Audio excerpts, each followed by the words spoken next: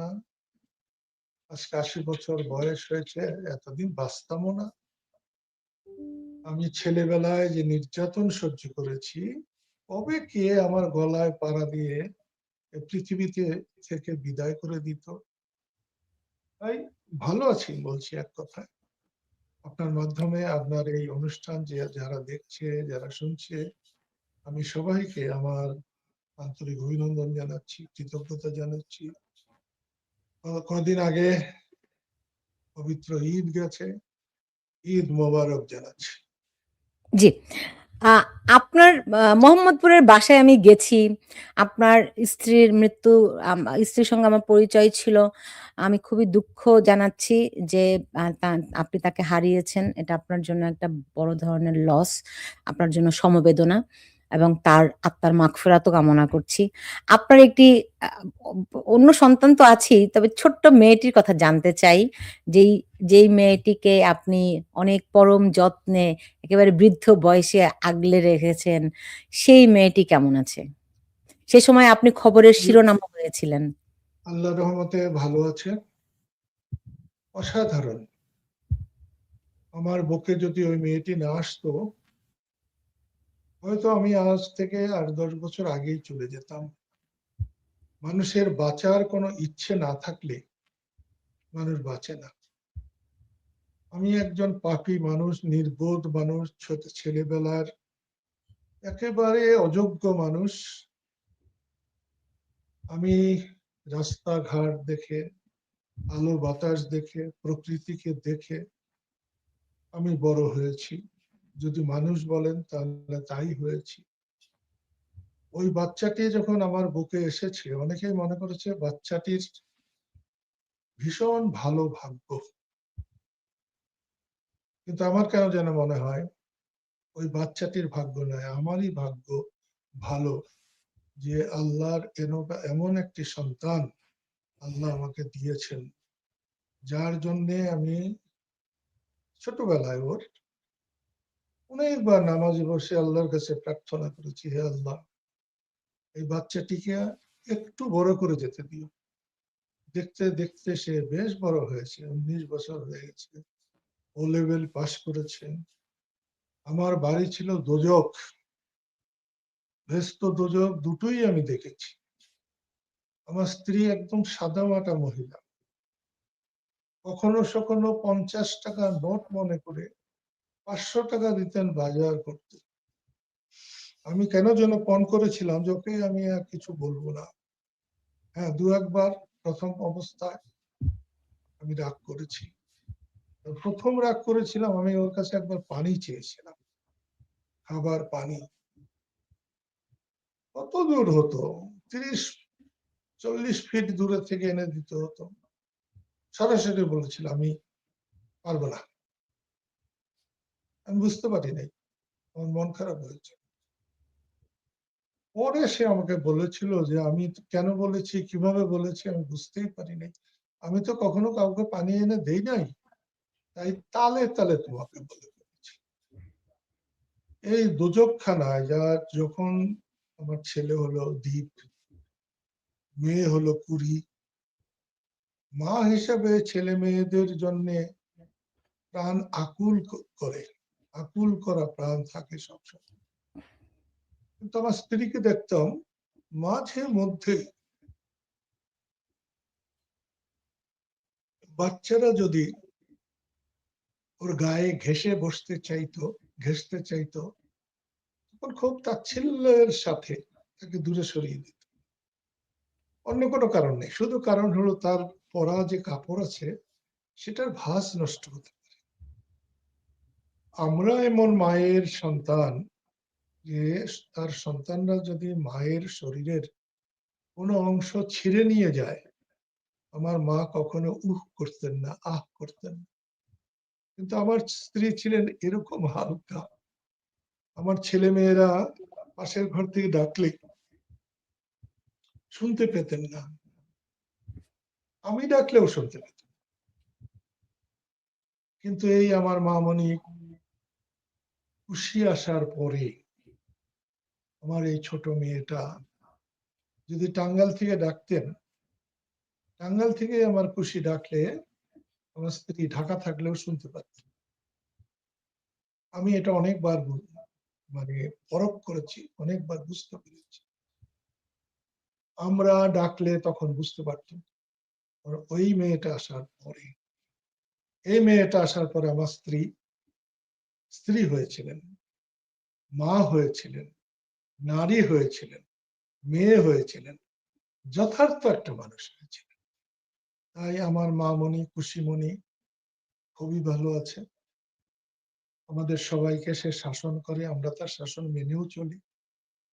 আমার মা নেই, বাবা নেই, স্ত্রী নেই, এখন 3 ছেলে মেয়ে, তারাই আমার বাবা মা, তারাই আমাকে চালায়। ভালো লাগে, বেশ ভালো লাগে। জি, দোয়া করবেন আমার সন্তানেরা যেন ভালো থাকে, আর 10টি সন্তানের মতো যাতে শান্তিতে থাকে, সৌহার্দ্যে থাকে। জি। আপনার সন্তানেরা কিভাবে শান্তিতে থাকবে? যেই বাংলাদেশ দেখছেন, সেখানে কি শান্তির অবকাশ আছে? না, সেটা আপনি যথার্থই বলেছেন। দেশের জন্য ভাবতে হয়, নিজের জন্য নয়। কিন্তু আমাদের দুর্ভাগ্য যে বঙ্গবন্ধুকে আমরা 3.5 বছরে হারিয়েছি। আমরা একবারও ভাবি নাই যে বঙ্গবন্ধুর নেতৃত্বে আমরা সারা পৃথিবীকে হারিয়েছিলাম, বড় শক্তি, মহাশক্তিধরদেরকে আমরা হারিয়েছিলাম। ভারত এবং রাশিয়া বাদে, ওদিকে একটা ছোট্ট দেশ ছিল ভুটান, এরা বাদে সরকার, সব দেশের সরকার আমাদের বিরুদ্ধে খড়গহস্ত হয়েছিল। এবং সেই সময় আমেরিকার প্রশাসনে সেখানে নিক্সন বলে প্রেসিডেন্ট ছিলেন, বোধহয় নিক্সন, আর প্রেসিডেন্ট নিক্সন। পররাষ্ট্রমন্ত্রী ছিলেন কিসিঞ্জার। আমার মনে হয় আমেরিকাতে এইরকম শক্তিধর পররাষ্ট্রমন্ত্রী আর বোধহয় কেউ হয় নাই। সে কিসিঞ্জার বলেছিলেন যে বাংলাদেশের জয় আমার কূটনৈতিক পরাজয়। একথা যখন এরকম শক্তিধর রাষ্ট্র বলে, তখন এই রাষ্ট্র যার জন্য পরাজিত হয়েছে তাকে বাঁচিয়ে রাখা সত্যি কষ্টকর। এবং আমরা ভাবতেও পারিনি যে বঙ্গবন্ধুকে কোনো বাঙালি হত্যা করতে পারে। সেজন্যই মূলত বঙ্গবন্ধু একেবারে নিরাপত্তাহীন অবস্থায় উনি মারা গেছেন। হুম। তো এখন যেই আমেরিকাকে পরাজিত মানে যেই পররাষ্ট্রমন্ত্রী বললেন যে তার এটি কূটনৈতিক পরাজয় হয়েছে, তো এখন কি এমন কূটনৈতিক চাল তারা দিল যে সেই বাংলাদেশটি আপনি দেখেন কিনা এখন নতুন করে পরাজিত হয়েছে? আপনাকে আমি বলবো যে আমি রাস্তাঘাটে মানুষের কথা থেকে যা শিখেছি, আমাদের প্রচুর ভুল আছে। একটা দেশে প্রত্যেকটা নাগরিকের একই রকম জীবন, সম্পদ, সম্মান রক্ষার দায়িত্ব সরকারের, প্রত্যেকটি মানুষের। সে পক্ষের হোক আর বিপক্ষের হোক। কোন স্বাধীন দেশে স্বাধীনতা বিরোধী বলে কেউ থাকতে পারে না। একমাত্র আমাদের দেশে স্বাধীনতা বিরোধী বলে আছে, এবং এটা যথার্থ। এবং স্বাধীনতাকে অস্বীকার করে, দেশকে অস্বীকার করে, কারো সে দেশে থাকার কোনো সুযোগ নেই, অধিকার নেই। কিন্তু আমাদের দেশে সেটা আছে। আমরাও যারা দেশ চালিয়েছি, বিশেষ করে বঙ্গবন্ধুর কন্যা শেখ হাসিনা, আমি তাকে, বঙ্গবন্ধুকে যেভাবে দেখেছি, তাকে আমি কখনো কোনোদিন কোনো মানুষ সম্পর্কে, তার চিন্তা, চেতনা, ভাবনা, মানসিকতা বঙ্গবন্ধুর মতো কখনো দেখি। যতদিন শেখ হাসিনা দেশ চালিয়েছেন, সবাইকে শত্রু ভেবে দেশ চালানো কারো পক্ষেই সম্ভব, কিন্তু তার মধ্যে এটা কাজ করেছে। তিনি তার 15 বছর 16 বছরের শাসনামলে যে কথাগুলো বলেছেন, আমি তার সব কথাকে সমর্থন করতাম। কিন্তু তিনি যদি রাষ্ট্রের সরকারের প্রধান না হয়ে বলতেন, দলের প্রধান হয়ে যা বলতেন, তিনি যা বলেছেন দলের প্রধান হয়ে বললে আমি সব সমর্থন, কিন্তু সরকার প্রধান হয়ে বলায় আমি তার তেমন কিছুই সমর্থন করতে পারছি না। শুধু অন্যকে দোষ দিয়ে আর যা কিছু হোক রাষ্ট্র পরিচালনা করা যায়। আপনি কি পার্টিকুলার বলতে পারেন কোন কোন কথাগুলোর কথা বলছেন? আমি আপনাকে কি বলবো, আপনি আমার বোনের যে কোনো কথা আপনি শুনে দেখবেন যে তার প্রতিপক্ষকে তিনি ছোট করে কথা বলছেন, তিনি হেট করছেন, তিনি অবমূল্যায়ন করছেন, যেটা বঙ্গবন্ধুর মধ্যে বিন্দু মাত্র ছিল। তিনি অন্যকে প্রশংসা করতে জানতেন, আর আমার বোন শেখ হাসিনা কাউকে প্রশংসা করেন। একবার তার পরিবার সম্পর্কে বলেছিলেন যে জয়, পুতুল, রেহেনা। রেহানার স্বামীকেও রাখেন নাই, ববি বোধহয় ছিল, এ কজনই হল তার পরিবার। না না না, তা হতো না। একজন মুসলমান হিসেবে তার যথার্থ পরিবার আছে বহু, আর দেশের প্রধানমন্ত্রী হিসাবে আমরা সবাই তার পরিবার। না, যেহেতু সেটা তো তিনি তিনি বঙ্গবীর, সেটা তো তিনি কোন প্রেক্ষাপটে বলেছিলেন সেটা তো আপনি বুঝতেই পারেন। যখন সরকার ক্ষমতায় থাকে তখন সবাই বলে শেখ পরিবারের অমুক, শেখ পরিবারের তমুক, ছোট আপা, বড় আপা, এরকম করে তো তাদেরকে তো নানানভাবে ব্যবহার, নানান চক্র করেছে। তো সেই জায়গা থেকে তিনি, আমি যতটুকু বুঝেছিলাম, সেই জায়গা থেকে তিনি একটি ক্লারিফিকেশন দিয়েছে যাতে করে কেউ তাদের নাম ব্যবহার করতে না পারে, আর কেউ যদি করেও থাকে তাদের নাম ব্যবহার, তাহলে তারা যেন সেটি আমলে না নেয়। আমি বুঝেছি এটাই কনসেপ্ট। আপনি কিভাবে ভিন্ন বুঝলেন? কিন্তু আমি তো তা বুঝি নাই। আমি ছেলেবেলায় স্কুল পালানো ছিলাম, বাড়ি পালানো ছিলাম। আমি জীবনে ৬ বার বাড়ির থেকে পালিয়েছি। ঢাকা শহরে রিক্সা চালিয়ে আমি কিছু সময় কাটিয়েছি, কিন্তু আমি সেরকম মনে করি নাই যে তিনি তার পরিবার কিছু যাতে না করে সেটা করার জন্য কথা বলেছেন। না, আমার কাছে তেমন মনে হয়নি, কারণ তার পরিবার প্রচুর দুর্নীতি করেছে। বঙ্গবন্ধু দুর্নীতিবাজ ছিলেন, এ কথা বলা হয়েছিল বঙ্গবন্ধুকে হত্যা করার পরে, কিন্তু আজ বঙ্গবন্ধু হত্যা করার ৫৫ বছর, আজও বঙ্গবন্ধু দুর্নীতিবাজ ছিলেন। তার টাকা পয়সা ছিল, লন্ডনে আমেরিকায় বাড়িঘর ছিল, কেউ প্রমাণ করতে পারে। রাষ্ট্রের প্রেসিডেন্ট হিসাবে ২৭,০০০ টাকা বাংলাদেশের টাকা ছিল তার, ২,০০০-এর মতো ডলার, পাউন্ড, অন্যান্য টাকা ছিল তার বাড়িতে। ৭ বছর পরে তার বাড়ি যখন শেখ হাসিনার হাতে দেওয়া হয়েছিল তখন ৫৪-৫৫ ভরি সোনা পাওয়া গিয়েছিল। তার ২ ছেলে কামাল জামালের বিয়ে হয়েছিল। এটা আমি বলবো, সে সময় আমার ছোট বোন রহিমারও বিয়ে হয়। ৭৩ সালে আমরা রহিমাকে বিয়ে দিয়েছিলাম। আমার মা রহিমাকে ২৪ ভরি সোনা দিয়ে বিয়ে দিয়েছিল। তখন সোনার দাম ছিল ১২০ টাকা। আমি বিয়ে করেছিলাম ৮৪ সালে ভারতের বর্ধমানে। তখন সোনার দাম ছিল ৫৫০ টাকা। আমি ১৩,০০০ টাকার সোনা দিয়ে আমার স্ত্রীকে গ্রহণ করেছিলাম। এখন কেউ কেউ কোটি টাকা দেলমোহর ঠিক করে। আমার বিয়ের দেলমোহর ছিল ২৫,০০০ টাকা। আমি জানি না তাকে সেই ২৫,০০০ টাকা শোধ করতে পারছি। তাই জি। জন্য বলছি যে আপনি যেটা বলবেন, বাঙালি বড় কষ্টে আছে। যারা স্বাধীনতা এনেছে তারা বড় কষ্টে আছে, যারা মুক্তিযুদ্ধ করেছে তারা বড় কষ্টে আছে, এবং এই কষ্টের জন্য শেখ হাসিনার নেতৃত্ব অনেকাংশে দায়ী। শেখ হাসিনা বঙ্গবন্ধুর কন্যা, আর বঙ্গবন্ধুর কন্যা কেউ হবে না। তাই তার প্রত্যেকটা পদক্ষেপ সেরকম নেওয়ার কথা। উনি আর কি করতে সবাইকে পারতেন বলেন তো? আমি বুঝি না। আপনি আমাকে একটু বলেন তো তিনি আর কি করতে পারতেন? তিনি কিছুই করেননি। আর কি মানে করতে পারতেন বলবো, তিনি কিছুই করেন।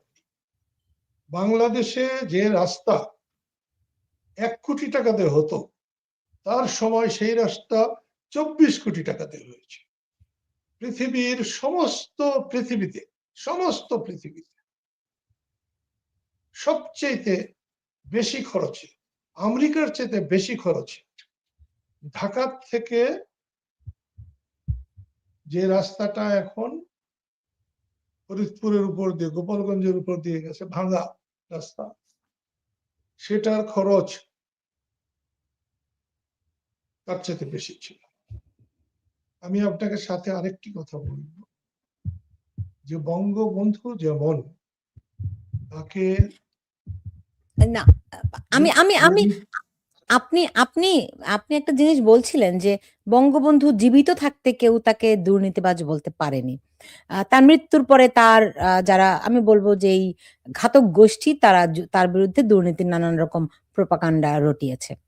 তো শেখ হাসিনার বিরুদ্ধে অনেক দুর্নীতির কথা শুনি। আমার কথাটা বোধহয় পরিষ্কার হয় নাই, যে বঙ্গবন্ধু মারা যাওয়ার পরে না, বেঁচে থাকতেও বলেছিলেন, মারা যাওয়ার পরেও এই আজকে 55 বছর এখানে বঙ্গবন্ধুর কোথাও পৃথিবীর বাইরে, মানে বাংলাদেশের বাইরে পৃথিবীর কোথাও তার কোনো বাড়িঘর ছিল, গাড়ি ঘোড়া ছিল? তো শেখ হাসিনার কি আছে?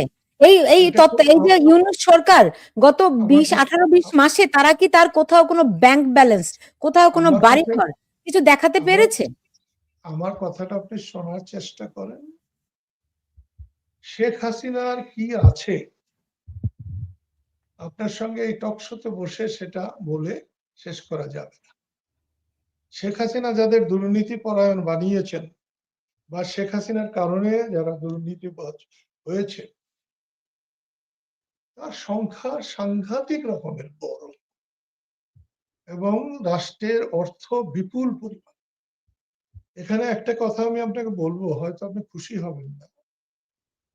শেখ হাসিনা অনেকবার বলেছেন, জিয়াউর রহমান যখন মারা যান রাষ্ট্রপতি হিসেবে, তিনি তার ছেঁড়া গেঞ্জি আর ভাঙ্গা সুটকেস রেখে গিয়েছেন। একথা শেখ হাসিনা বলতেন তারেক রহমানকে দুর্নীতিবাজ এটাকে সামনে তুলে ধরার জন্য, তার মা বেগম খালেদা জিয়া দুর্নীতিবাজ, কারণ সত্যি তাদের কিছু ছিল না, পরে তাদের অনেক কিছু হয়েছে, সেটাকে প্রমাণ করার জন্যেই জিয়াউর রহমান যখন মারা গেছেন তখন ভাঙা সুটকেস আর ছেঁড়া গেঞ্জি রেখে গেছে। দেখুন, শেখ হাসিনা যদি কথা বলেন যে একজন রাষ্ট্রপতি তিনি কি রেখে গেছেন, ছেঁড়া গেঞ্জি আর ভাঙা সুটকেস, তাহলে সে যে এদেশে শ্রেষ্ঠ দুর্নীতিমুক্ত মানুষ, আজকে কিন্তু জিয়াউর রহমানকে সে কথা বলা হবে এবং বলা হয়। তো সেই জন্য আপনাকে বলছি, আপনি যদি আমার কাছ থেকে কি দুর্নীতি করেছে, শেখ হাসিনাও করেছে, তার ছেলে করেছে, তার মেয়ে করেছে, তার বোন করেছে, বোনের ছেলে করেছে। বঙ্গবীর, এ তো এরকম গেল অভিযোগ তো আত্মীয় আপনার স্বজন, বিরুদ্ধে বঙ্গবীর, এরকম অভিযোগ তো আপনার বিরুদ্ধেও আছে, কিন্তু আমার কেউ তো কথাটা শুনে প্রমাণ নেন, দিতে পারে না। আমার কথাটা শুনে নেন।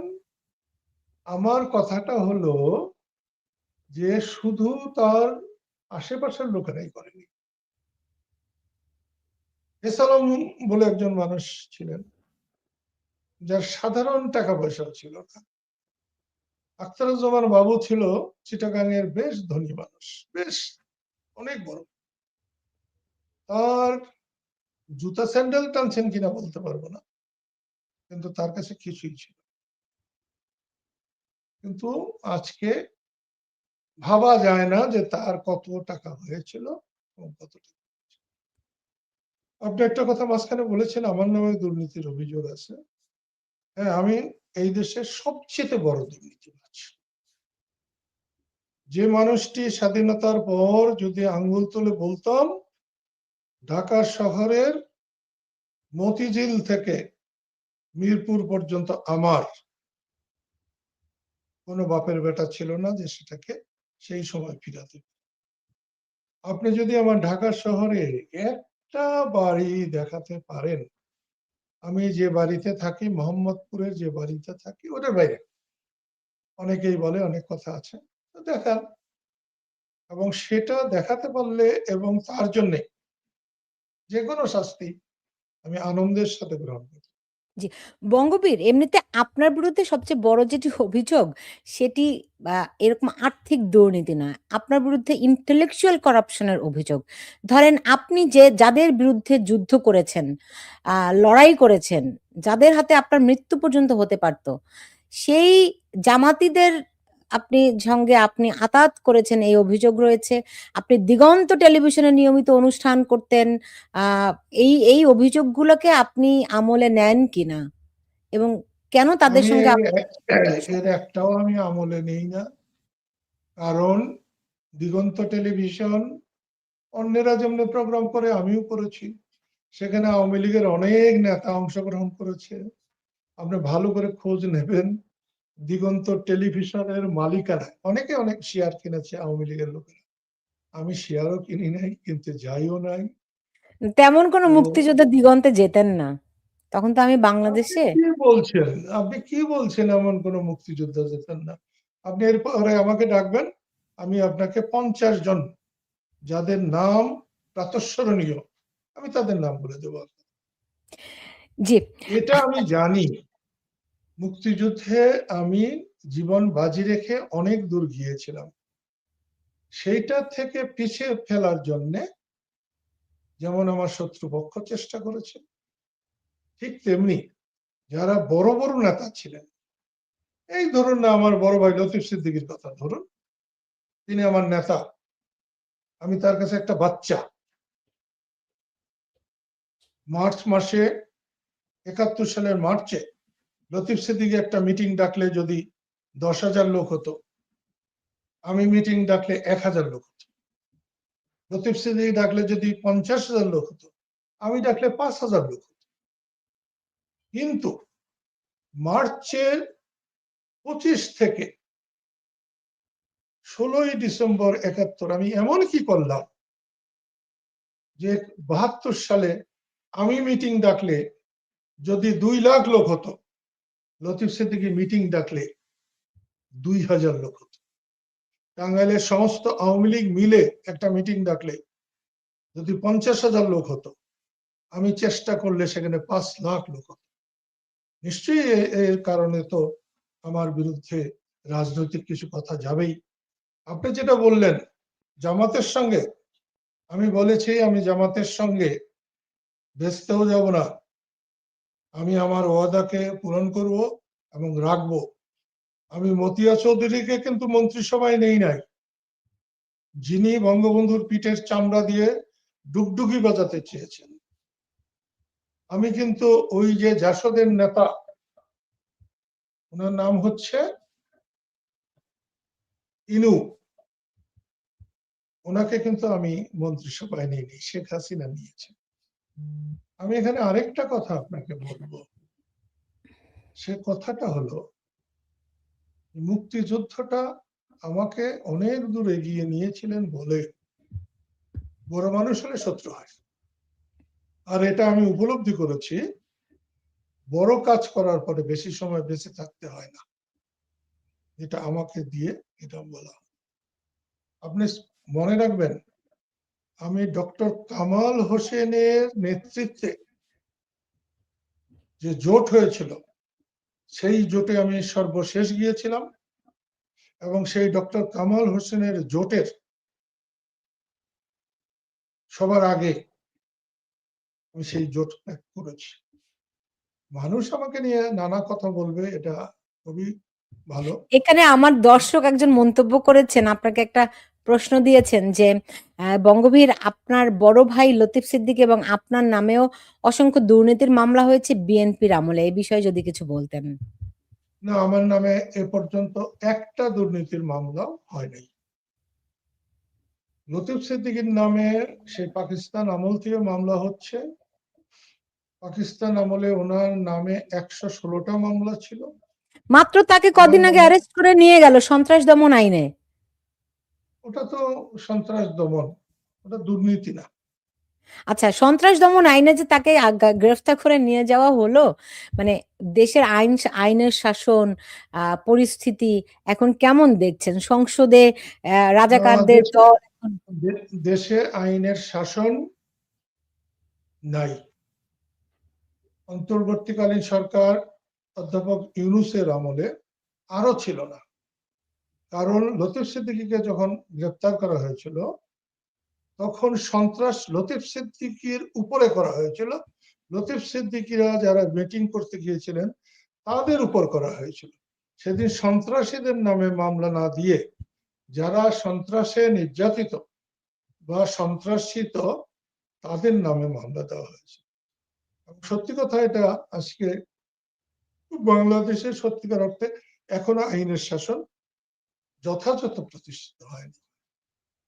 এখন আপনি দেখেছেন স্বরাষ্ট্রমন্ত্রী সালাউদ্দিন আহমেদ, তিনি সংসদে বলেছেন যদি পুলিশ হত্যার বিচার করতে হয় তাহলে ৭১-এ মুক্তিযোদ্ধাদেরও বিচার হওয়া উচিত রাজাকার হত্যার দায়ে। উনি তো সেটা বলেননি। উনি সেটা বলেন নাই, এটা অন্যেরা বলেছে, উনি উনি সালাউদ্দিন বলেন। না, সালাউদ্দিন আহমেদ বলেছেন, তিনি বলেছেন যুদ্ধের ফয়সালা যুদ্ধের মাঠে হয়ে গেছে, তা না হলে তো রাজাকারদেরও মুক্তিযোদ্ধাদেরও বিচার করতে হয়। স্বরাষ্ট্রমন্ত্রী বলেছেন, না, সংসদে এটা দাঁড়িয়ে বলেছেন। আমি শুনি নাই। আমি যদি শুনি তখন আমি এটার জবাব দেব। আমি এটা শুনেছি যারা বৈষম্য ওকে, বিরোধী আন্দোলন আন্দোলন করেছিলেন তারা এ কথাটা বলেছে।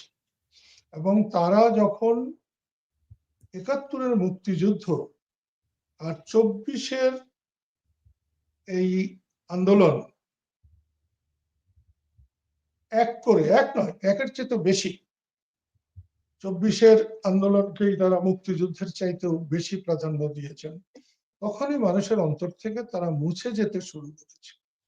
একটা জিনিস জানবেন, এই বৈষম্য বিরোধী ছাত্ররা বা অন্যরা তারা শেখ হাসিনাকে সরাতে পারেনি, পতন ঘটাতে পারে। পতন ঘটিয়েছে দেশের মানুষ একসময় বিরক্ত হয়ে এই কোঠা বিরোধী বা বৈষম্য বিরোধী আন্দোলন যারা করেছেন তাদের পিছনে গিয়ে দাঁড়িয়েছিল। অথচ তাদের এই আন্দোলনের কোনো কৃতিত্ব না দিয়ে মাত্র কয়েকজন তাদের কৃতিত্ব নিয়ে দেশের সাথে বিশ্বাসঘাতকতা করেছে, দেশের জনগণের সাথে তারা প্রতারণা করেছে। মানে কাদের কথা বলছেন? বিএনপির কথা বলছেন? না, আমি বিএনপির কথা বলছি না। আমি বলছি কোঠা বিরোধী আন্দোলন যারা করেছে, বৈষম্য বিরোধী আন্দোলন যারা করেছে, এই আন্দোলনটায় যারা ছাত্ররা, যুবকরা নেতৃত্ব দিয়েছেন তাদের কথা বলছি। ওকে, তো যাই হোক, ওই প্রসঙ্গে আর না আগাই, কারণ ওই নেতৃত্ব বিএনপি দাবি করছে তারা নেতৃত্ব দিয়েছে পেছন থেকে, জামাত বলছে তারা নেতৃত্ব দিয়েছে, এনসিপি এরা তো জামাতের একটা বি টিমই। যাই হোক, ওই ওই আলোচনাতে আমি যেতে চাই না, কারণ সময় দ্রুত শেষ হয়ে যাচ্ছে। আপনি বললেন যে স্বরাষ্ট্রমন্ত্রী এই কথা শুনেননি, শুনলে পরে আপনি মন্তব্য করবেন, কিন্তু এটি নিশ্চয়ই দেখেছেন যে সংসদে এই যুদ্ধাপরাধীদের ফাঁসির দায়ে তাদের, মানে যাদের ফাঁসি হয়েছে, যে সমস্ত যুদ্ধাপরাধীর, তাদের নামে শোক প্রস্তাব করেছে জাতীয় সংসদ। কেমন লেগেছে আপনার? অনেক সময় অনেক কিছু হয়, সংসদ যখন দখল করে নিয়েছে তখন এটা হতেই পারে, কিন্তু এটা যথার্থ দেশের সাধারণ মানুষের মনোবৃত্তি না, মনোভাব না। বাংলাদেশ এখনো মুক্তিযুদ্ধের বাংলাদেশ আছে, বাংলাদেশ এখনো বঙ্গবন্ধুর বাংলাদেশ আছে, বাংলাদেশ এখনো মানুষের বাংলাদেশ আছে। তো কিভাবে সেটি বলছেন? কারণ সংসদ অধিবেশনে এখন ৭২-এর সংবিধান ছুঁড়ে ফেলে নতুন সংবিধান প্রণয়নের কথা বলা হচ্ছে। সো এই গণভোট করে, মানে মুক্তিযুদ্ধকে পুরা বাতিল করে, কারণ মুক্তিযুদ্ধের মধ্য দিয়েই তো আমরা ৭২-এর সংবিধানটি পেয়েছি। তো সেইটাকে বাতিল করার জন্য তারা যে যত রকম আয়োজন, যত প্রস্তুতি করে নিয়ে এসেছে, এটি কিভাবে ব্যাখ্যা করেন আপনি? আপনার কাছে কেমন লাগে এটি? আসলে আসলে একটা বিরাট রাজনীতি এবং ব্যর্থ রাজনীতির মধ্য দিয়ে শেখ হাসিনার পতন ঘটেছে। শেখ হাসিনা সত্যিই যদি তিনি দেশের প্রতিনিধি, মুক্তিযুদ্ধের প্রতিনিধি ভাবতেন, তাহলে তিনি মুক্তিযুদ্ধকে গুরুত্ব দিতেন। তিনি মুক্তিযুদ্ধকে কোনো গুরুত্ব দেননি। মুক্তিযুদ্ধকে আজকে যেমন গুরুত্ব দেওয়া হচ্ছে না, ভাগাভাগি করা হচ্ছে, সেদিনও করা হয়েছে। আমরা যারা বঙ্গবন্ধুর হত্যার প্রতিবাদ করেছিলাম, শেখ হাসিনার আমলেও দুষ্কৃতী ছিলাম, শুরু হয়েছিল মোস্তাকের আমলে দুষ্কৃতী হিসেবে, শেখ হাসিনার আমলেও দুষ্কৃতী ছিলাম, এখনো আমরা দুষ্কৃতী হিসেবেই আছি। একটা কথা আমার খুব জানতে ইচ্ছা করছে, কেমন করে আপনি আওয়ামী লীগের দুষ্কৃতিকারী হয়ে গেলেন কিংবা আওয়ামী লীগ থেকে বিচ্ছিন্ন হয়ে গেলেন? কি কারণ, এর পেছনে কি ছিল? আসলে আসলে আমি তো দুষ্কৃতিকারী হলাম বঙ্গবন্ধুর হত্যার প্রতিবাদ করেছিলাম। মোস্তাক বলেছিলেন মোস্তাকের সরকারের আমলে দুষ্কৃতিকারী। মোস্তাকের পরে একজন সত্তার বলে একজন এসেছিলেন, তার সময় ছিলাম দুষ্কৃতিকারী। তারপরে জিয়াউর রহমান এসেছিলেন দুষ্কৃতিকারী, এরশাদ এসেছিলেন দুষ্কৃতিকারী, তারপরে বেগম খালেদা জিয়া এলেন দুষ্কৃতিকারী, তারপরে বঙ্গবন্ধুর কন্যা শেখ হাসিনা এলেন, সে সময় দুষ্কৃতিকারী। আমি সে সময় সংসদ সদস্য হয়েছিলাম দুষ্কৃতিকারী হিসাবে, তারপরেও হয়েছে দুষ্কৃতিকারী হিসাবে। সেই জন্যে এটা কঠিন জিনিস। না, আমি যেটি জানতে চাচ্ছি যে আপনি আওয়ামী লীগ থেকে বিচ্ছিন্ন হয়ে গেলেন কেন? আমি একটা অভিযোগ আপনার বিরুদ্ধে শুনেছি সে সময়ে, যখন আপনি আওয়ামী লীগ থেকে বিচ্ছিন্ন হয়ে যান, তখন আমি শুনেছি আপনার বিরুদ্ধে চাঁদাবাজির অভিযোগ ছিল ধানমন্ডি এলাকাতে, এবং আপনি কারো কোনো কমান্ড মানতেন না, এরকম দুটি অভিযোগ আমি পেয়েছি আপনার সম্পর্কে। আপনি আরো কত অভিযোগ পাবেন আমি বেঁচে থাকলে। আমি ধানমন্ডিতে জীবনে কোনোদিন 1 পয়সা চাঁদা তুলি নাই। আর আমার যে হাইট, স্বাধীনতা যুদ্ধ আমাকে যেখানে নিয়েছিল, চাঁদা বাজি তো দূরের কথা, আমি চাঁদাও তুলি। সেই জন্য বলছি, আমি আওয়ামী লীগ থেকে বিচ্ছিন্ন হই নাই। আওয়ামী লীগ,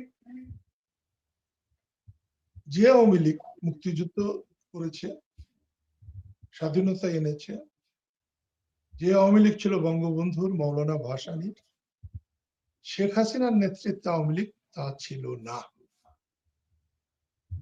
আমরা 96 নির্বাচনের আগে কথা দিয়েছিলাম পাটের দাম দেব 500 টাকা, এখন পাটের দাম 5000 টাকা। কৃষক সার পাবে বিনামূল্যে এবং কিছু কম মূল্যেও পাবে। আমি সখীপুর এলাকার মানুষ, এখানে বন আইন বলে একটি এরশাদ আইন করেছিলেন, যার জন্য 100-200 বছর যাবৎ যারা বাস করে তাদেরও বাপদাদার কবরওয়ালা ভূমি, সেটাও তাদের। ওকে, আমি বুঝতে পেরেছি। ধরেন শেখ হাসিনা মুক্তিযুদ্ধকে ধ্বংস করেছে, তো এখন বিএনপি ওয়ালারা কি সুরক্ষা করবে, উঁচুতে অবস্থান নিবে? আমার মনে হয় না। মুক্তিযোদ্ধাদের যেভাবে নাকে রশি দিয়ে আওয়ামী লীগ ঘুরিয়েছে, তার আগে বিএনপি ঘুরিয়েছে, এবারও বিএনপি সেই কাজই করবে। কারণ মুক্তিযোদ্ধাদের স্বীকার করলে তাহলে তাদের ত্যাগকে স্বীকার করতে হবে, তাদেরকে সম্মান দিতে হবে। মুক্তিযোদ্ধারা কারো বাড়িতে গার্ড হিসেবে থাকুক, গাড়ির ড্রাইভার হিসেবে থাকুক, এর জন্য মুক্তিযোদ্ধাদেরকে যথেষ্ট সম্মান করা হয়, আদাব সালাম দেওয়া হয়। কিন্তু মুক্তিযোদ্ধাদের যদি যথার্থই সম্মান থাকে, তারা নেতৃত্ব করতে চায়, তাদের অবস্থা যদি ভালো হয়, তাহলে তাদেরকে কেউ চায় না। তা আপনি পারলেন মুক্তিযোদ্ধাদের। না কেন? কেউ যে চায় না বলছেন, তা আপনিও তো, আপনি যদি যে বিষয়টা বুঝেই থাকেন, আপনি কেন ঐক্যবদ্ধ করতে পারলেন না? আমি কে? আমি তো কিচ্ছু না। শেখ মুজিব না থাকলে আমি একটা রিক্সাওয়ালা হইতাম না। বঙ্গবন্ধু না থাকলে আমি গরুর রাখাল হইতাম। আমার শক্তি বঙ্গবন্ধুতে, আমার শক্তি। সেই বঙ্গবন্ধু মরে গেছে, তাকে মেরে ফেলা হয়েছে, আমার তো শক্তি সব শেষ করা হয়েছে। আমি যেভাবে বঙ্গবন্ধুর হত্যার প্রতিবাদ করেছি, কত মানুষ মারা গেছে। বঙ্গবন্ধুর দল, বঙ্গবন্ধুর কন্যার নেতৃত্বে দল, তারা কি তাদের কথা মনে করেছে? তাদের প্রথমেই প্রয়োজন হয়েছে আমাকে প্রথমেই পিছে ফেলানো, নিচে ফেলানো, অযোগ্য করা, অদক্ষ করা এবং আমাকে দুর্নীতিবাজ করা। ওই যে একটু আগে বললেন আমার নামে দুর্নীতি মামলা, আপনি এ পর্যন্ত একটা দুর্নীতির মামলা আমার নামে দেখাতে পারবেন না। কেন কেন তাদের এটা করতে হলো বলে আপনি মনে করেন? তাদের রাজনীতি, তাদের পজিশন টিকিয়ে রাখার জন্য।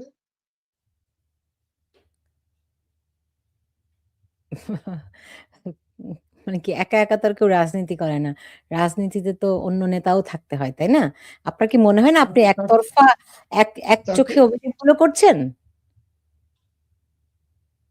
বাংলাদেশে বর্তমানে অন্যকে সম্মান দেখানোর মতো, অন্যের ত্যাগ তিতিক্ষা স্বীকার করার মতো কাদের সিদ্দিকীর বাইরে আর দ্বিতীয় কোনো নেতা নাই।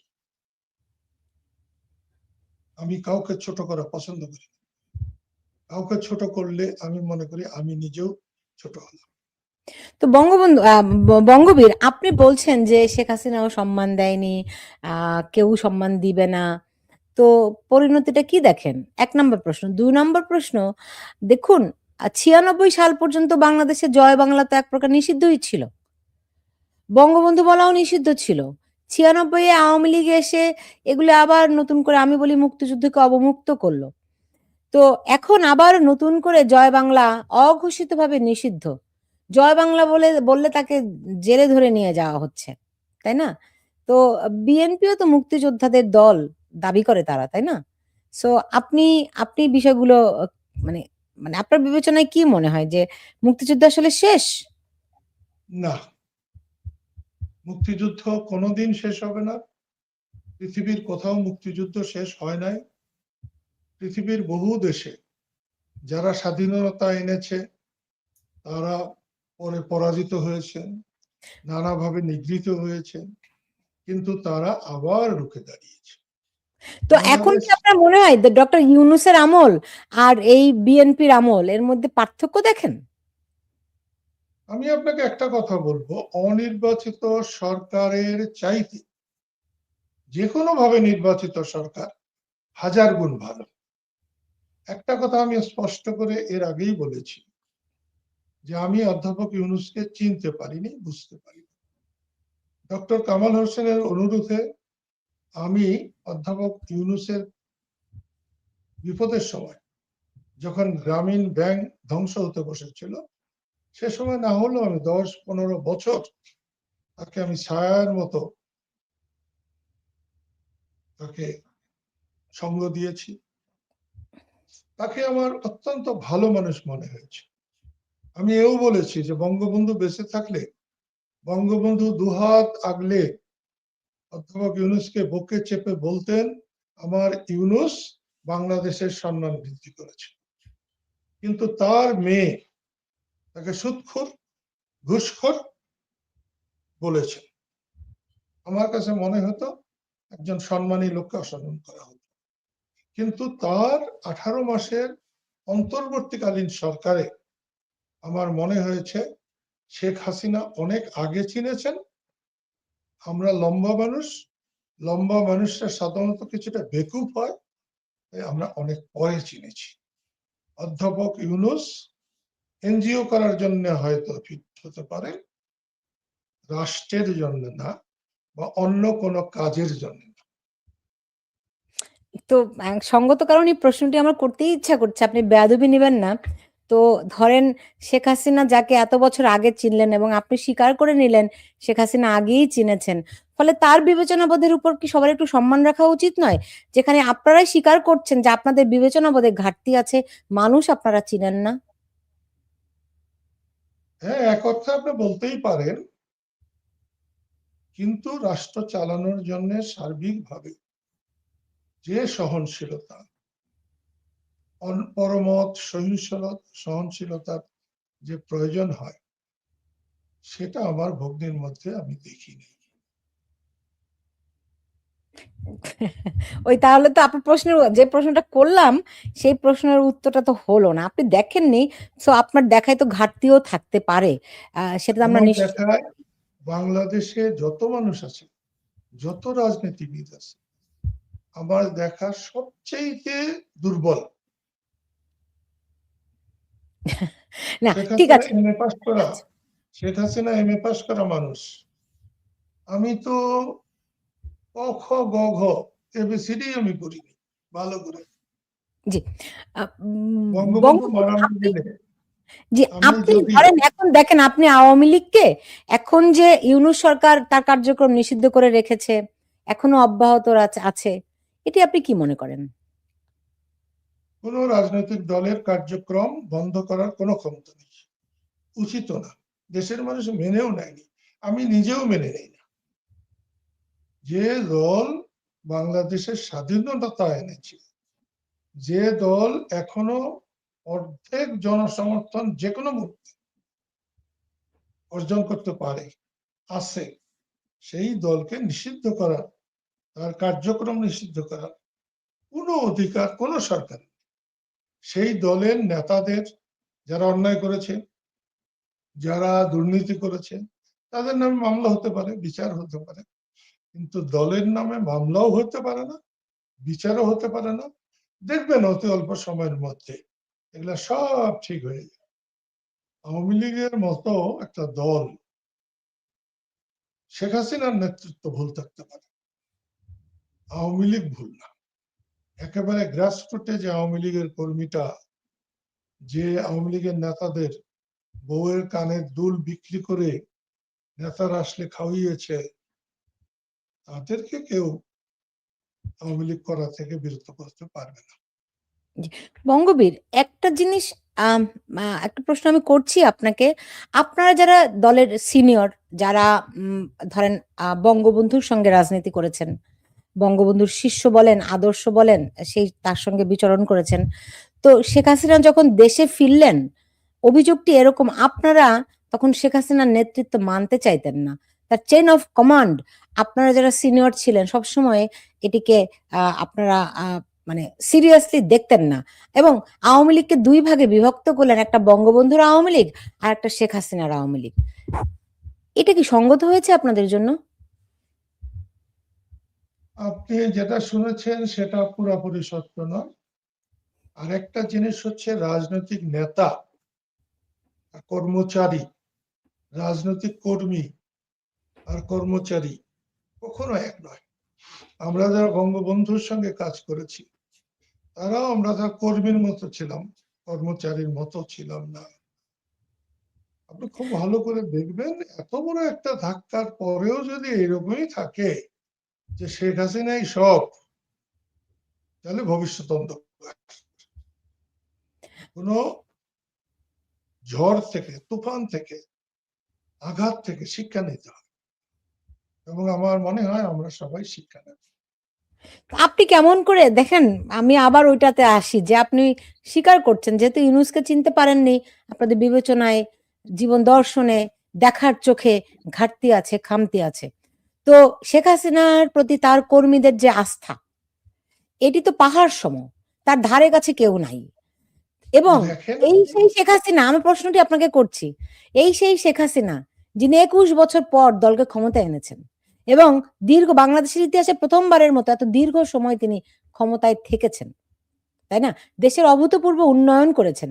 অনেকেই বলেন বঙ্গবন্ধু যদি আমাদের স্বাধীনতা এনে দিয়ে থাকেন, তাহলে শেখ হাসিনা এই দেশকে উন্নত করেছেন, উন্নয়নশীল রাষ্ট্রে পরিণত করেছেন, আধুনিক রাষ্ট্রের রূপকার বলে তাকে। তো সেটি আপনি কেমন করে অস্বীকার করেন? আমি অস্বীকার করছি না। বাংলাদেশের মুক্তিযুদ্ধের প্রধান প্রতিপাদ্যই ছিল পাকিস্তানি ২২ পরিবারের বিরুদ্ধে।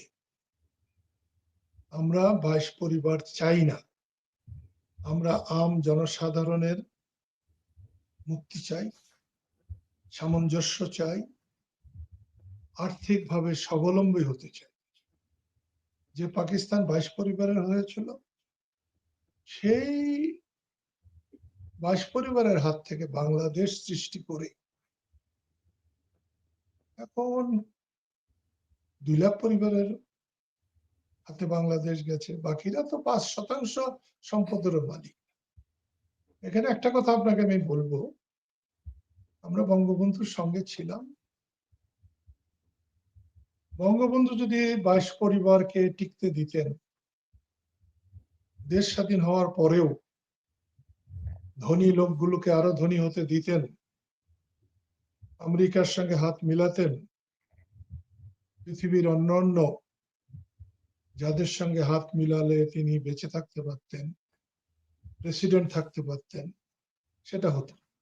তো শেখ হাসিনাও তো তাদের সঙ্গে হাত মেলাননি, তাই তিনি ক্ষমতায়ও থাকতে পারেননি। কি বলেন আপনি? হাত মিলাননি? শেখ হাসিনা সবার সাথে হাত মিলিয়েছেন। বাংলাদেশে এখন 2 লাখ, 2.5 লাখ বা 5 লাখ ধনী পরিবার কেন? না না না, বাংলাদেশে শেখ হাসিনা যে পরিমাণ মানুষকে দেশের সম্পদ দিয়ে ধনী করেছেন, আর কেউ করেন নাই। আমার মনে হয় আগামী 100 বছরেও কেউ করতে পারবে। আগে আপনার কি মনে হয় না আপনি শেখ হাসিনাকে আপনি বেশি সমালোচনা করেন? আপনি তিনি তার ভালো কাজগুলো আপনার চোখে আসে না, তাকে আপনি সমালোচনা করাটাই একটা বড় কাজ বলে মনে করেন, এখনো তার নেতৃত্ব নিয়ে প্রশ্ন তোলেন, এটা আপনার কখনো মনে হয় না? আমার নেতা তো বঙ্গবন্ধু শেখ মুজিবুর রহমান। একজন সতী নারীর পতি থাকে একজন, বিয়ে তার 5টা হইতে পারে। আমার নেতা বঙ্গবন্ধু। শেখ হাসিনার সঙ্গে আমি কাজ করেছি, কাজ করি, কাজ করতে হলে করব, এ নিয়ে কোনো সন্দেহ নেই। কিন্তু শেখ হাসিনা আমার নেতা নন। জি। কাজ করতে হলে করব মানে কি? এখানে 2-1 কমেন্টও করছেন আওয়ামী লীগে যোগ দিবেন নাকি? এরকম একটা সময়ে যখন আওয়ামী লীগের সব সিনিয়র নেতাদেরকে জেলে বন্দি করে রেখেছে। একটা জিনিস আপনাকে বলি, আমি বঙ্গবন্ধুর আওয়ামী লীগ কিন্তু আমি এখনো করি। মৌলানা ভাসানীর আওয়ামী লীগ আমি এখনো করি। অঙ্গ বঙ্গ কলিঙ্গের এই বাংলায় যৌবনে সব ছেলে মেয়ে প্রেম করে। আমি একমাত্র মানুষ যে যৌবনে আমি প্রেম করি নাই। আমি বঙ্গবন্ধুকে ভালোবেসেছিলাম। সেই বঙ্গবন্ধুকে ভালোবেসে আমি দেশকে ভালোবাসতে পেরেছিলাম। আজকে আমি যে কোনো জায়গায় মাটিতে হাত দিলে আমি আমার মাকে পাই। এটা খুব সহজে হয় না। সেই জন্য আপনাকে বলছি, এ দেশ আওয়ামী লীগের দেশ, কিন্তু সেই আওয়ামী লীগ যদি মানুষ থেকে বিচ্ছিন্ন হয়ে যায়, সেখানে তো আওয়ামী লীগ কিছু করতে পারবে। আর আপনার যদি মনে হয়, আপনি সাংবাদিক হিসেবে যে কোনো প্রশ্ন করতে পারেন, এটাই আপনার অধিকার। আর আমি যে কোনো উত্তর দিতে পারি। এখন নতুন যারা হয়েছে সাংবাদিক, তাদের বোধের কিছু অভাব আছে, তারা সম্মান করে না। আমি একজনকে দেখেছিলাম, এরশাদের মতো লোককে যেভাবে তিনি প্রশ্ন করেছেন, ভালো হয় না। ডক্টর কামাল হোসেনের মতো লোককে যেভাবে প্রশ্ন করেন, ভালো হয় না। তো সেই জন্য আমি আপনাকে বলছি, আমি শেখ হাসিনার কোনো কাজের সমালোচনা করি না। যে কাজটা অকাজ হয়েছে সেটারই করেছি। এবং আমি যদি আমার যোগ্যতার কারণে, আমার শিক্ষা দীক্ষার কারণে যদি আমি ভুল করে থাকি, সেটা আলাদা কথা। কিন্তু যখন আমরা পাকিস্তান থেকে বাংলাদেশ হয়েছিলাম, তখন আমাদের বৈদেশিক ঋণ ছিল কয়েক টাকা। শেখ হাসিনা যখন সরকারে এসেছিলেন, তখনও আমাদের ঋণ ছিল এই 600-700 টাকা। এখন আমরা কিন্তু প্রায় 1.5 লক্ষ টাকা ঋণী, যার এখন তো আমাদের জিডিপিও বড়, ইকোনমি বড়, জিডিপি বড়, কিন্তু আপনি তারেক রহমান সম্পর্কে একটি কথাও বললেন না, নামটাও উচ্চারণ করলেন। আপনি জিজ্ঞেস করেন নাই তাই বলি নাই। আচ্ছা, আমি কয়েকবারই জিজ্ঞেস করেছি যে কেমন দেখছেন এই সরকার। আমি একবারও তারেক রহমান সম্পর্কে, এটা রেকর্ড করা রয়ে গেছে, আপনার ওখানেও থাকবে, আমার এখানেও রেকর্ড হয়ে থাকবে। জি, কেমন দেখছেন? একবার তারেক রহমান সম্পর্কে জিজ্ঞেস করে থাকেন আর আমি যদি উত্তর না দিয়ে থাকি, তাহলে আপনি যে শাস্তি দেবেন আমি সেটাই মেনে নেব। না, না, না, বেয়াদবি মাফ করবেন। কিন্তু আমি না, না, আপনাকে তারেক রহমান সম্পর্কে সরাসরি প্রশ্নটি করিনি। কিন্তু আমি আপনাকে সংসদ সম্পর্কে প্রশ্নটি করেছি। তো এখন আমি সংসদ আপনাকে আর তারেক রহমান তো এক না। আচ্ছা, এখন আপনাকে সরাসরি প্রশ্নটি করছি যে, এই তারেক রহমান সরকারকে কেমন দেখছেন? ইউনূস সরকারের সঙ্গে তার পার্থক্য কি দেখছেন? আমি কিন্তু আগেই বলেছি, অনির্বাচিত সরকারের চাইতে যে কোনো ভাবে নির্বাচিত সরকার অনেক ভালো। এটা আমি ওই আগে তো একবার বলেছি। আপনি কথাটা বললেন না আরকি। বলেছেন, ওই যে বললাম না, আমি আপনি জিজ্ঞেস এজন্যই করেন, বলেছি। তারেককে নিয়ে আপনি জিজ্ঞেস করেন, আমি নিশ্চয়ই জবাব দেব। আমার কোন রকম হাক ঢাক নেই। আচ্ছা, ডক্টর ইউনূসের সঙ্গে তারেক রহমানের কোনো পার্থক্য দেখেন কিনা? নিশ্চয়ই, নিশ্চয়ই। তারেক রহমান মনে হয় ১.৫ মাস সরকার চালাচ্ছে। ইউনূসের চাইতে ১০০ গুণ ভালো সরকার চালাচ্ছে। কিভাবে একটু বুঝিয়ে বলেন, নাহলে বুঝবো না তো। কত আর বুঝাবো? ইউনূসের সময় যে মব ছিল, ইউনূসের সময় যে চুরি ডাকাতি ছিল, সেটা অনেকটাই নিয়ন্ত্রণে এসেছে। এবং কোথায়? আপনাকে এখনো আমি তো বলছি, আজকে সকালবেলা আমি দেখেছি একটা ছেলেকে রক্তের মধ্যে ভেসে যাচ্ছে ছেলেটা। তাকে মানে হত্যা করা হয়েছে। প্রতিদিনই কোথাও না কোথাও মব করা হচ্ছে, পিটিয়ে হত্যা করা হচ্ছে। আপনি কি বলেন যে মব নাই, আপনি বন্ধ হয়ে গেছে? আপনি অত দূরে থেকে মব আপনি দেখেন, নিশ্চয়ই মব আছে। কিন্তু অধ্যাপক ইউনূসের সময় সরকারি পৃষ্ঠপোষকতায় যেভাবে মব হতো, এখন সেরকম মব নেই। এবং আমার ধারণায় মবকে সামলাতে না পারলে এই সরকার টিকবে না, থাকবে না। মবের চেয়েও বড় কথা হচ্ছে, প্রধানমন্ত্রী তারেক রহমান একজন ভাগ্যবান। তার বাবা প্রেসিডেন্ট ছিলেন, মায়ে প্রধানমন্ত্রী ছিলেন, তিনি প্রধানমন্ত্রী হয়েছেন। তিনি যদি তার গ্রাসরুটের লোকজনকে সামলাতে না পারেন, তাহলে তার পরিণতি ভালো হবে না। হুম। আম ওকে, কি খারাপ পরিণতি দিচ্ছেন? এমনিতে তার ইনসিকিউরিটি আছে। আপনি কি ইনসিকিউরিটির কথা বলছেন নাকি সরকারের আমি পরিণতির কথা? আমি ব্যক্তিগতভাবে তার কথা বলছি না, তার সরকারের কথা বলছি, তার দলের কথা বলছি। হুম। খারাপ হলে কি আর খারাপ হবে? জামাত ক্ষমতায় আসবে? আমরা যদি এরকমই করি, হতে পারে। হুম। আপনি কি প্রস্তুত সেজন্য? না, জামাত কেন? ক্ষমতায় আসার আগে আমার মৃত্যু হবে, এটা আমি জানি। মানে তার মানে আপনি কি নিশ্চিত জামাত ক্ষমতায় আসবে? আপনাকে আমি আগেই বলেছি যে জামাত একজন মুসলমান আল্লাহর কাছে যেভাবে কাঁদলে আল্লাহ তার চাওয়াকে মঞ্জুর করেন, সেইভাবে বাংলাদেশের মানুষের কাছে জামাত ক্ষমা না চাইলে আমার মনে হয় জামাত ক্ষমতায় আসবে না। আমার জীবিতকালে তো আসবেই না, আমি মরলেও আসবে। তো এখন আইসিটিতে আপনি জানেন শেখ হাসিনার ফাঁসির আদেশ হয়েছে। এখন তিনি আইনি মোকাবেলাও করছেন। হ্যাঁ? দেখলাম তিনি একটা লিগ্যাল নোটিস তার লয়াররা পাঠিয়েছে। তো এই বিচার প্রক্রিয়া আপনি কিভাবে করে দেখেন? এটা সম্পূর্ণভাবে অযৌক্তিক। শেখ হাসিনার বিচার করবেন, বিচারের মতো করে করতে হবে। এত তাড়াহুড়ো করে শেখ হাসিনা কোনো হত্যা নিজে করে নাই। তাহলে শেখ হাসিনার হুকুমেই যে হত্যা হয়েছে, এটাকে প্রমাণ করতে হবে। রাষ্ট্রের দায়িত্বে যিনি থাকেন, তাকে অনেক কিছু করতে হয়, সেগুলো রাষ্ট্রই তাকে সে ক্ষমতা দেয়। পুলিশ যে গুলি করে, তার একটা নিয়ম কানুনের মধ্যে থেকে যদি করে, সে রাষ্ট্রের কাছ থেকেই অব্যাহতি পেয়ে যাবে।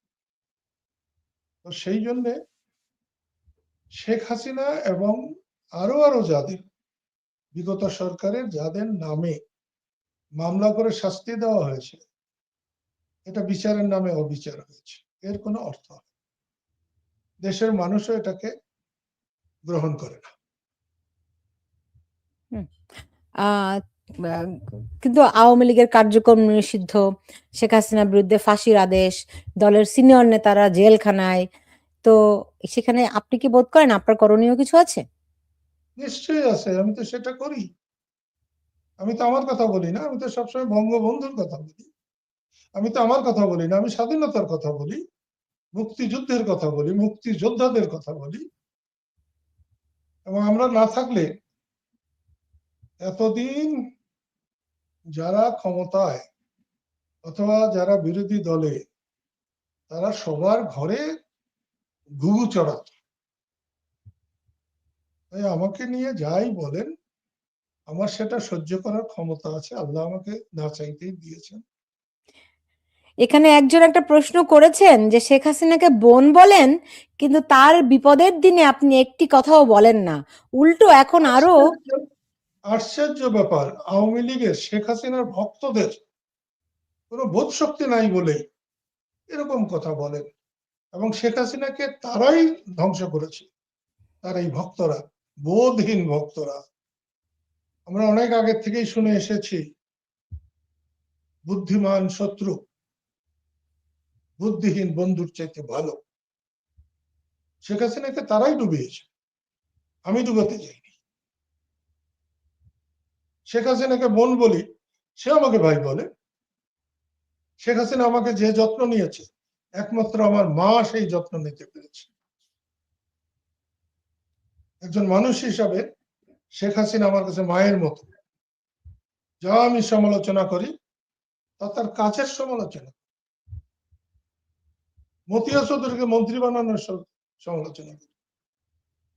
আমি সমালোচনা করি শাহজাহান খান, যে বঙ্গবন্ধুকে জুতা ফিতা কইছে, তারে মন্ত্রী বানানোর জন্য আমি সমালোচনা।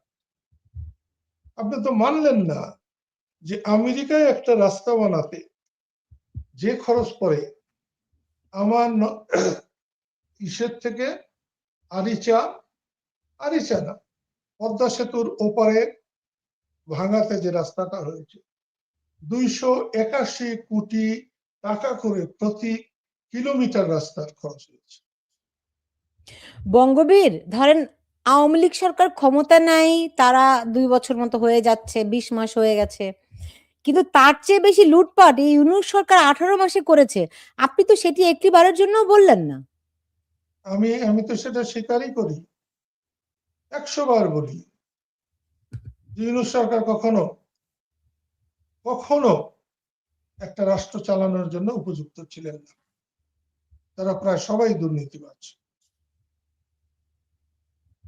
কেন যেন আপনার মনে হয়েছে যে আমি ইউনূস সরকারের পক্ষের লোক। আমি ইউনূস সরকারের পক্ষের লোক না, আমি বর্তমান সরকারের পক্ষের লোক না।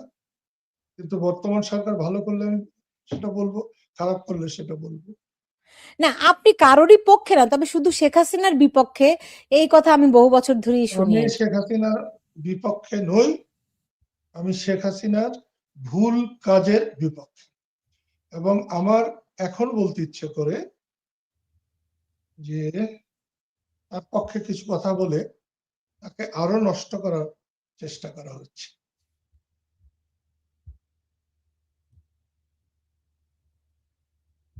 কি রকম, যদি একটু বুঝিয়ে বলতেন। তার পক্ষে যারা বলেন,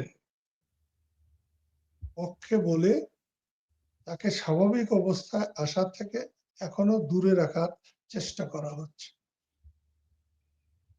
মানে কি বলে তার পক্ষে, কিভাবে সেই বিষয়টি আপনি বুঝতে পারলেন, নাকি আপনি অনুমান করছেন? আপনি আপনি সব বুঝলেন, এতক্ষণ আমরা দুজন কথা বললাম, সব বুঝলেন, আর এখনো আপনি বুঝতে পারছেন না? আপনি তো চমৎকার ভাবে কথা বলে গেলেন।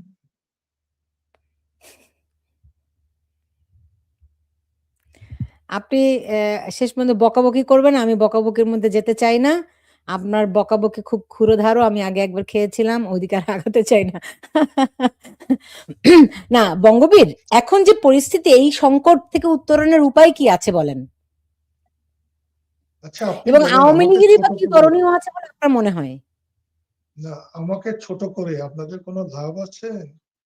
ও মাই গড, আমি আমাকে সরি, ছোট, আপনি যদি এরকম ফিল করে থাকেন। আমাকে আমাকে ছোট করলে বাঙালি ছোট হবে, বঙ্গবন্ধুকে ছোট করলে বাঙালি ছোট হয়।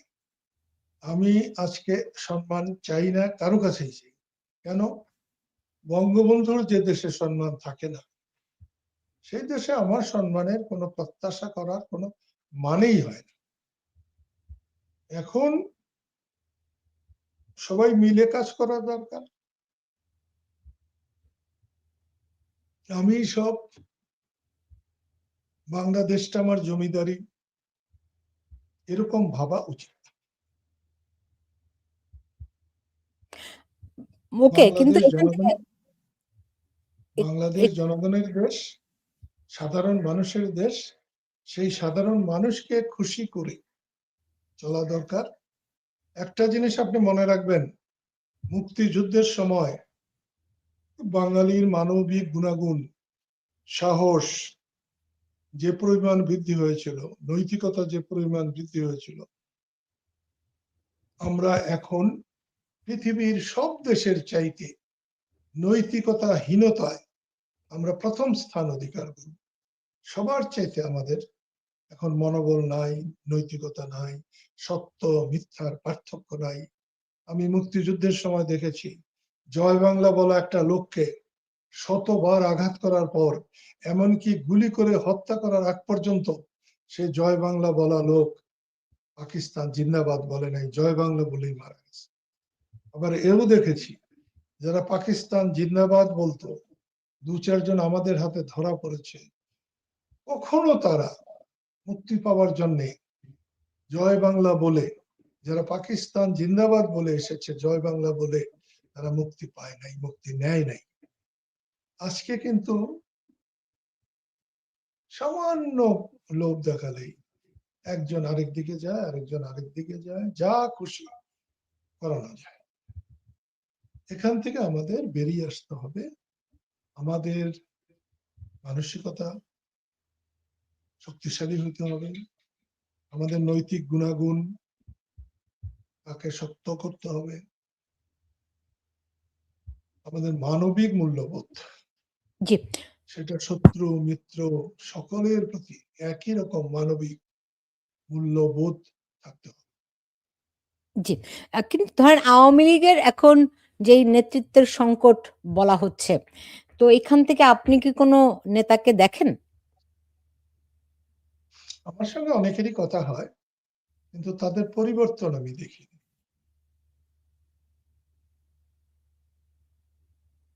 কিরকম? এত বড় একটা বিপর্যয়, সেখানে তো মানুষের মধ্যে কিছু পরিবর্তন আসে, যে এটা আমার ভুল হয়েছে, এইটা আমি অলসতা করেছি, এই কাজটা আমি ঠিক করি নাই, এটা আমাকে ঠিক করতে হবে, এরকম কোনো কিছু খুব একটা দেখি। মানে সেটা কি তারা সত্যি সত্যি মনে প্রাণে বিশ্বাস করে? এখন বাস্তবেও তারা কি বিশ্বাস করে না করে আমি কি করে বলবো? এখন তারা যদি মনে করে থাকে তারা কোনো ভুল করে নাই, আপনি কি সেটার সঙ্গে দ্বিমত? একদম হাজার হাজার ভাগ দ্বিমত পোষণ করি। হুম। তারা ভুল না করলে দেশের প্রায় প্রায় সব মানুষ, এমনকি আওয়ামী লীগেরও শত শত হাজার হাজার মানুষ শেখ হাসিনার পতনের আন্দোলনে শেষ মুহূর্তে একত্রিত হয়েছিল।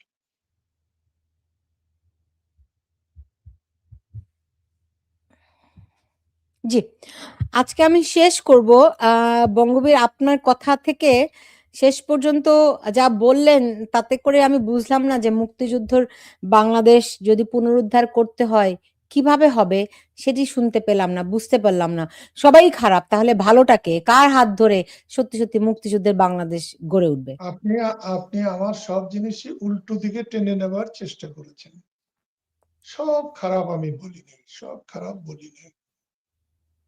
আমি বলেছি সাধারণ মানুষ তো এখনো ভালো। যে দিনে 200 টাকা রোজগার করে সে অনেক ভালো। যে 2 লক্ষ কোটি ডলার দিনে উপার্জন করে বা কালো পথে, অন্ধকার পথে আহরণ করে, সে খারাপ। এবং আমি আপনাকে বলতে পারি, আমরা এর চাইতেও অন্ধকার দেখেছি। সেখান থেকে আলো ফুটতেও দেখেছি। ইনশাআল্লাহ আবার আলো ফুটবে, সূর্যোদয় হবে। আমরা হয়তো তাতে সাক্ষী হব না, কিন্তু হবে। বাংলাদেশ হারবার জন্য আসেনি, বাংলাদেশ টিকে থাকার জন্য এসেছে। জি, বুঝতে পেরেছি। বঙ্গবীর কাদের সিদ্দিকী, বীর উত্তম, আপনাকে অনেক, অনেক ধন্যবাদ জানাচ্ছি আমার সঙ্গে আজকে যুক্ত হওয়ার জন্য। আপনি কি আরো কিছু বলতে চান? আপনাকেও